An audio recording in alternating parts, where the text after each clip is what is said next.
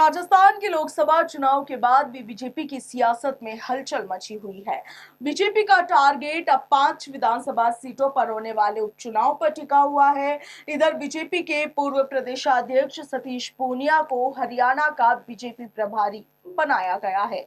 राजनीतिक जानकार इसे पूनिया को राजस्थान की राजनीति से दूर करने का मतलब निकाल रहे हैं।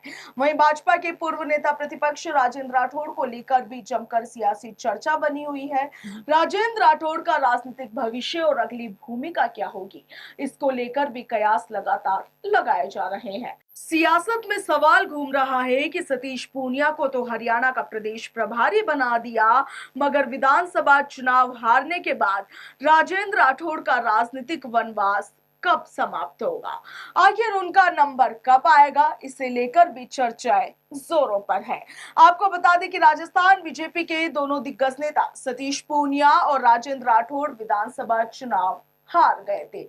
इसके बाद से ही दोनों नेताओं के सियासी भविष्य को लेकर काफी सवाल उठ रहे हैं। कई तरह की राजनीतिक चर्चाएं भी चली है और इन सब के बीच राठौड़ और पूनिया दोनों बीते दिनों दिल्ली में पार्टी हाईकमान के पास अचानक मुलाकात करने भी पहुंचे थे और इसे लेकर सियासत में जमकर हलचल मची। राजनीतिक जानकार दोनों की मुलाकात को लेकर उनकी अगली भूमिका के कयास लगाने लगे हैं। हालांकि सतीश पूनिया की मेहनत रंग लाई और आप देखिए कि उन्हें हरियाणा बीजेपी का प्रदेश प्रभारी बना दिया गया है, मगर अभी भी राजेंद्र राठौड़ को लेकर यह सवाल बरकरार है कि आखिर राठौड़ का नंबर कब आएगा। चुनाव परिणाम आने के बाद राजेंद्र राठौड़ अचानक दिल्ली में पार्टी हाईकमान के पास मुलाकात करने पहुंचते हैं और इसे लेकर सियासत में जमकर हलचल मच जाती है।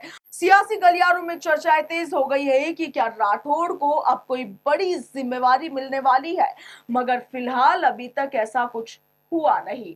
इधर राठौड़ की भूमिका को लेकर सियासी चर्चा है कि क्या राठौड़ को पूनिया की तरह संगठन में कोई जिम्मेदारी मिलेगी या फिर से उपचुनाव में बीजेपी उनको अपना उम्मीदवार बना सकती है।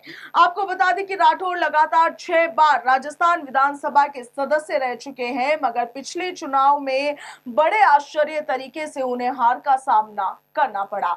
इसे लेकर सियासत भी खासी हैरान है।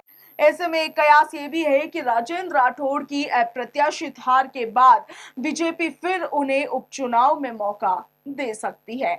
इससे पहले भी बीजेपी ने विधानसभा का चुनाव हारने के बाद भी ज्योति मिर्धा को लोकसभा का चुनाव लड़वाया था और इधर राजेंद्र राठौड़ के राजनीतिक भविष्य को लेकर भाजपा की सियासत में भी काफी चर्चा है।